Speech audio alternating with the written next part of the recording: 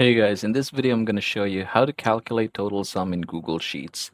Now, this is something that I have created here, and yeah, this is a weekly budget of a student, say for example, and let's just go ahead and calculate this one. So we're going to start with Monday.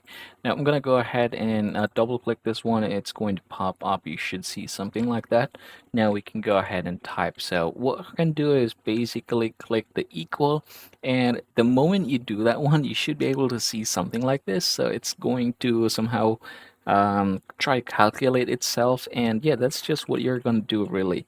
You can click enter and do the same thing. But if you want to go ahead and do this manually, so just go ahead and type there equal sum and then open parenthesis, and then you can go ahead and highlight these and then close parenthesis and then hit the equal sign, and there you go. So now if say for example you have that format already, you can just go ahead and drag this one right here, and it's going to calculate the others as well.